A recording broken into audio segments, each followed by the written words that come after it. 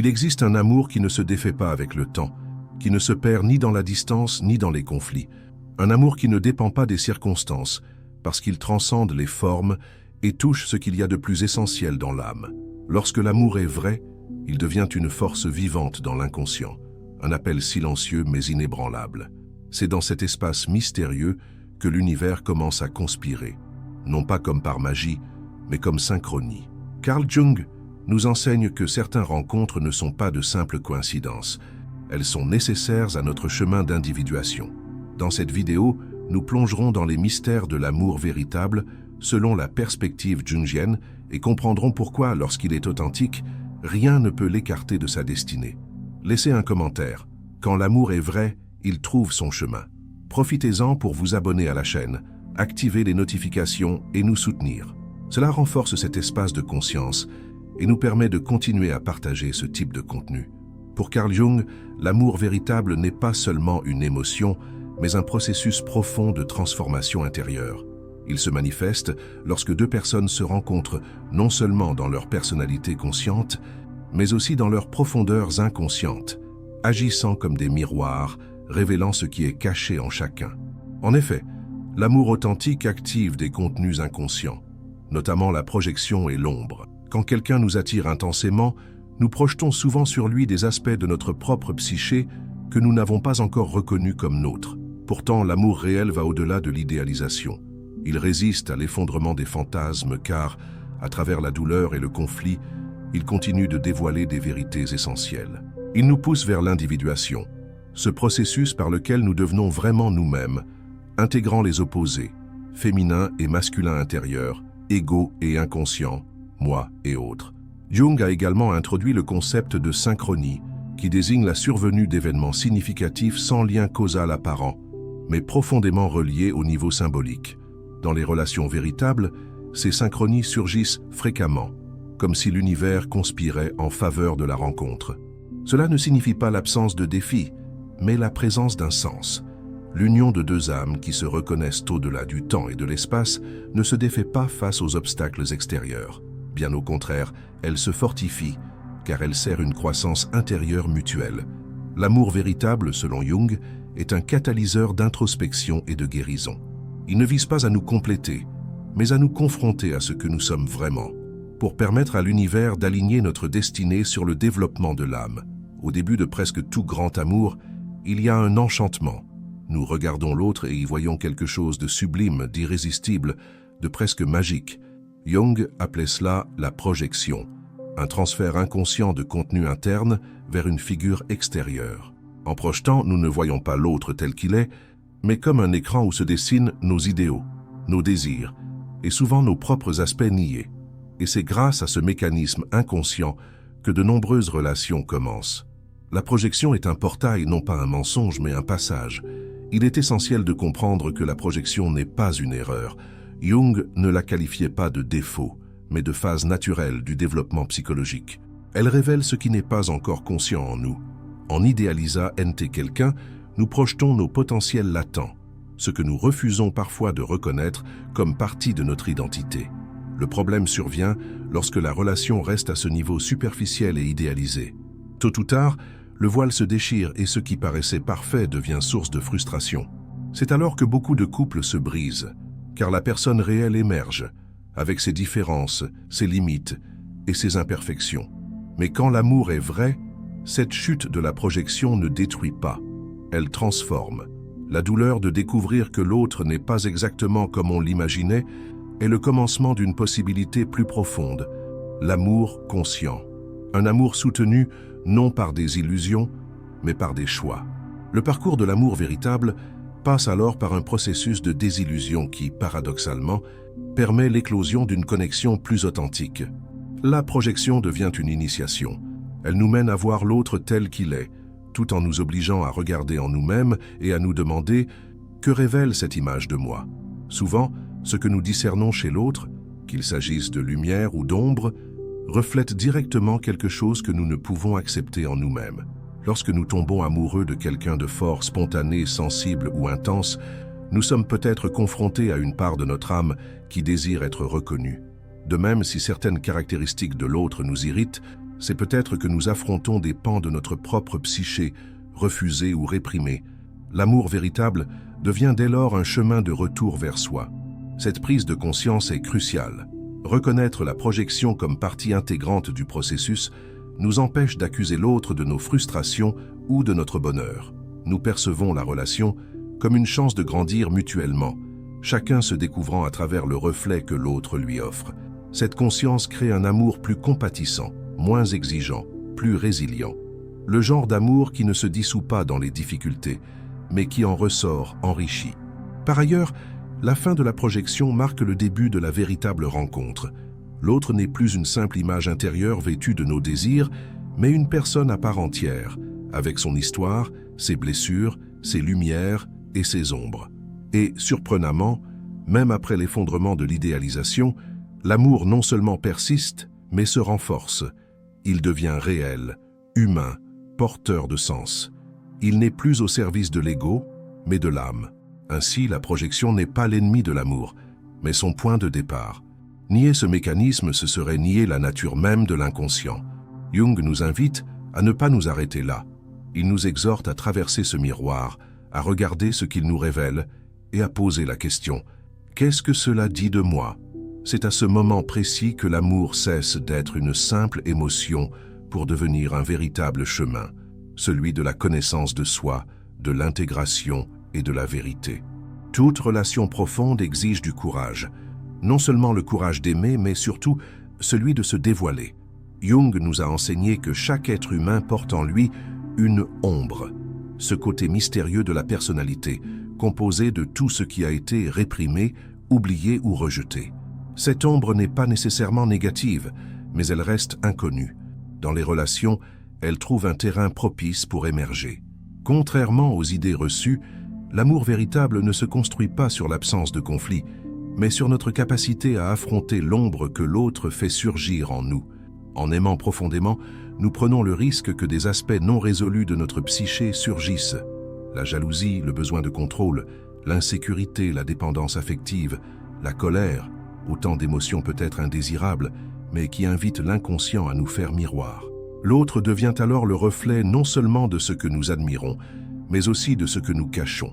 L'amour n'est pas une fuite hors de la douleur, mais un portail vers elle, et seul le traverser nous ouvre la voie vers la véritable intimité.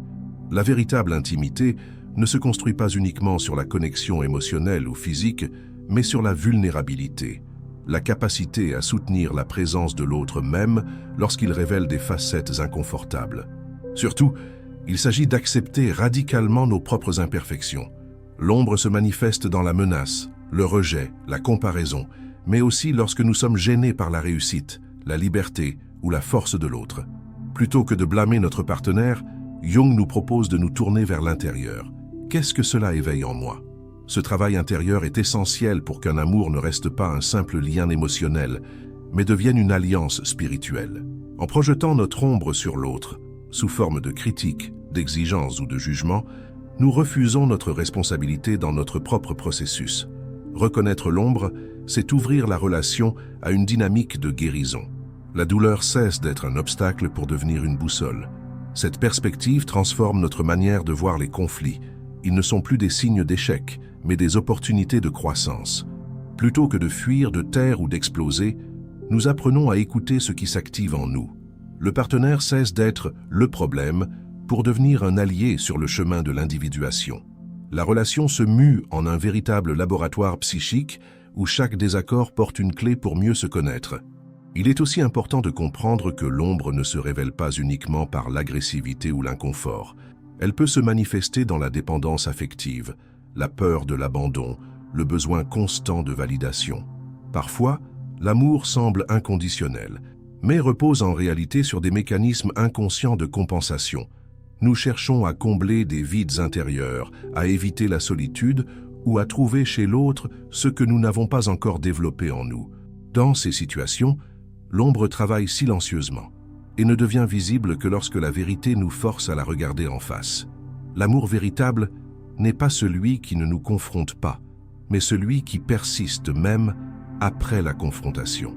Il se renforce quand nous choisissons de rester, malgré la vue des blessures de l'autre, et que nous laissons l'autre voir les nôtres, lorsque nous cessons d'exiger la perfection et que nous cherchons la profondeur. La vraie intimité naît lorsque la peur d'être rejeté cède la place au désir d'authenticité, qui inclut à la fois nos vertus et nos contradictions. Intégrer l'ombre dans nos relations n'est pas une mince affaire. Cela demande du temps, de la maturité et une volonté de dépasser les apparences. Mais quand cette intégration commence, quelque chose de puissant émerge. L'amour cesse d'être un simple désir et devient une communion. La reconnaissance mutuelle d'êtres humains imparfaits, en perpétuelle transformation, et qui, précisément pour cela, choisissent de continuer à marcher côte à côte. En chaque être humain habite un autre principe psychique, non imaginaire, mais réel dans la structure de la psyché, que Jung a nommé anima et animus. L'anima représente le principe féminin dans l'inconscient de l'homme, l'animus le principe masculin dans l'inconscient de la femme. Ces archétypes ne se rattachent pas directement au genre biologique, mais aux polarités internes qui structurent notre esprit. Le lien amoureux est souvent le reflet extérieur d'une quête intérieure, l'intégration symbolique de cet autre qui vit en nous. Dès l'enfance, nous projetons notre anima ou notre animus sur des figures externes. L'homme voit dans la femme sa sensibilité, son intuition, son réceptif. La femme voit dans l'homme sa raison, sa fermeté, son orientation. Ces aspects intérieurs, non encore intégrés, cherchent à s'exprimer dans nos relations. Ainsi souvent, ce qui nous attire intensément chez quelqu'un n'est pas seulement ce qu'il est, mais ce qu'il représente pour notre âme. C'est pourquoi l'amour romantique, à ses débuts, revêt une force presque archétypale. Il nous transporte, nous transforme, nous décentre, comme si nous retrouvions une part perdue de nous-mêmes. Mais cette expérience, aussi sublime soit-elle, porte aussi un piège. Croire que l'autre est la source de notre complétude. Le véritable défi consiste à réaliser que ce qui nous fascine chez l'autre reflète ce qui sommeille en nous. Le processus d'individuation, selon Jung, exige de cesser de projeter ses contenus internes et de les cultiver consciemment. L'homme doit reconnaître et développer son anima, sa sensibilité, son écoute intuitive, son abandon à l'émotion.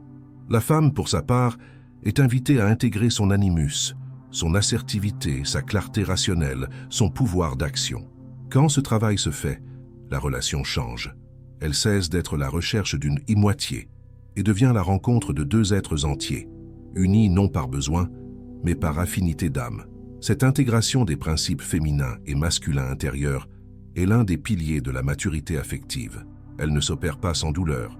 L'homme, pour développer son anima, doit parfois affronter sa fragilité et ses peurs longtemps refoulées. La femme, pour développer son animus, doit briser ses patterns de soumission et renforcer son autonomie sans renier sa sensibilité. Ce processus est profondément transformateur et constitue le socle d'un amour indépendant de l'autre.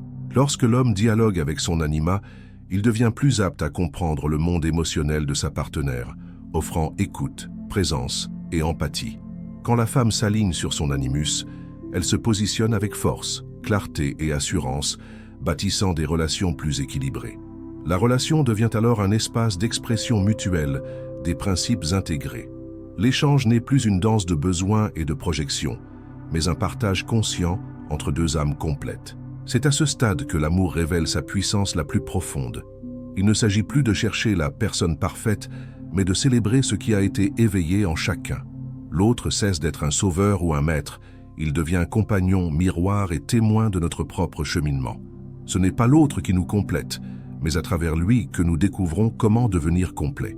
Enfin, cette quête de l'autre en nous-mêmes est aussi une réconciliation avec le mystère. Aimer, ce n'est pas contrôler, exiger ou combler des vides, mais permettre à l'autre d'être et à nous d'être. L'amour véritable naît de cette liberté intérieure, de l'acceptation des contraires qui nous habitent. C'est pourquoi, lorsqu'il est genuin, l'univers met en place les conditions pour qu'il s'épanouisse, même au cœur du chaos. Car cet amour n'est pas une fuite de la réalité, mais l'expression la plus authentique d'une âme éveillée. Il existe des rencontres qui défient la raison. Des personnes surgissent à des moments improbables, dans des circonstances inattendues, et malgré l'absence de logique apparente, semblent destinées à croiser nos chemins. Pour Jung, ces événements ne sont pas le fruit du hasard, mais l'expression de la synchronie, un principe montrant comment l'univers, à certains instants, s'aligne avec l'inconscient pour manifester ce qui est essentiel à notre parcours. Quand l'amour est vrai, Il se revêt souvent de synchronie, non pas parce qu'il est sans obstacle, mais parce qu'il porte un sens plus profond, comme s'il existait un ordre caché guidant la rencontre. La synchronie ne repose pas sur la causalité, mais sur la signification.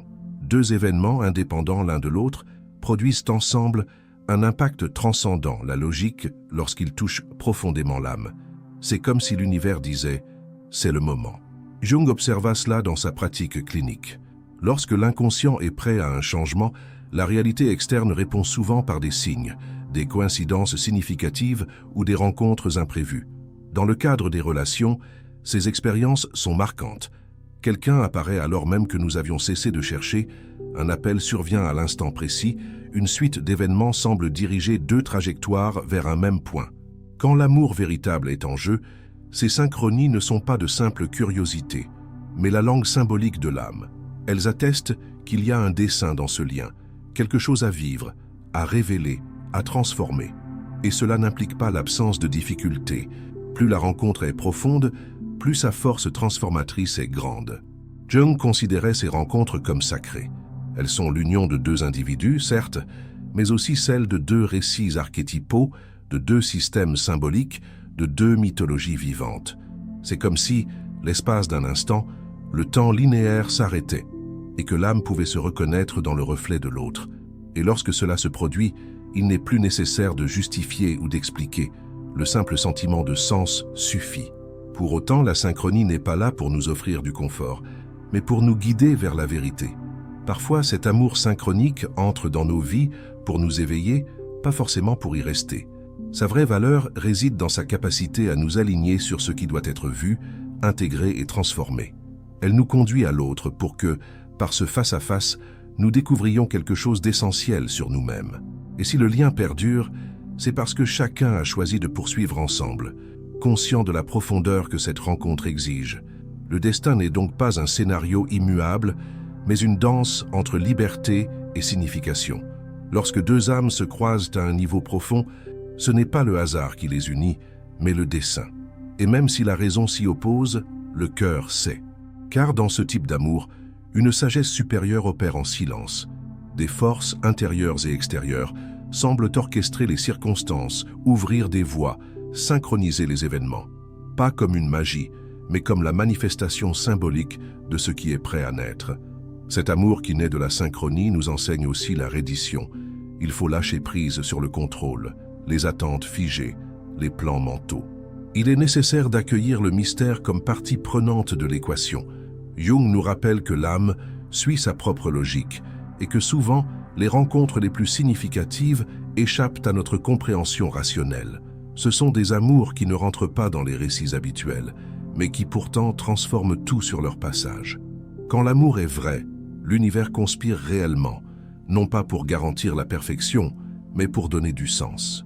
Cet amour ne se mesure pas au temps, mais à la profondeur. Il traverse crises, distances et contradictions et reste pourtant présent, non pas parce qu'il exige un effort constant, mais parce qu'il est aligné sur la vérité intérieure. Il naît de l'intérieur, trouve un écho à l'extérieur et revient sans cesse au centre de l'âme. Ainsi, aimer vraiment, c'est aussi avoir confiance dans l'invisible, croire qu'il existe des forces qui travaillent en faveur de ce qui doit s'épanouir, croire que quand l'amour est authentique, il découvrira ses propres chemins, ses propres réponses et sa propre permanence, non pas comme une promesse, mais comme un destin conscient qui se réalise au fil du temps, des choix et de la profondeur avec laquelle il est vécu. L'amour véritable, selon la vision de Carl Jung, n'est pas qu'un sentiment noble, mais un processus profond d'introspection et de transformation. Il débute par la projection, nous envoûtant de l'image de l'autre, puis nous conduit inéluctablement à la rencontre de notre propre ombre. À mesure que nous affrontons les conflits et nous ouvrons à la vulnérabilité, nous sommes invités à intégrer les opposés, anima et animus, et devenons capables d'aimer plus consciemment. Et lorsque cet amour est authentique, il se manifeste non seulement sur le plan émotionnel, mais aussi à travers les synchronies qui jalonnent la vie, comme autant de signes d'une force silencieuse œuvrant pour nous. Ce type d'amour ne dépend pas des circonstances. Il survit aux distances, aux défis, aux changements, car il est ancré dans le sens, non dans la forme. C'est un voyage de l'âme, et lorsque l'univers perçoit la vérité de ce sentiment, il répond. non pas avec des garanties, mais avec des chemins. À nous de les reconnaître, de les accueillir et de les parcourir avec courage. Si ce message vous a touché, abonnez-vous à la chaîne et activez les notifications. Et maintenant, regardez la prochaine vidéo qui s'affiche. Votre parcours d'introspection ne fait que commencer. Votre âme vous en remercie.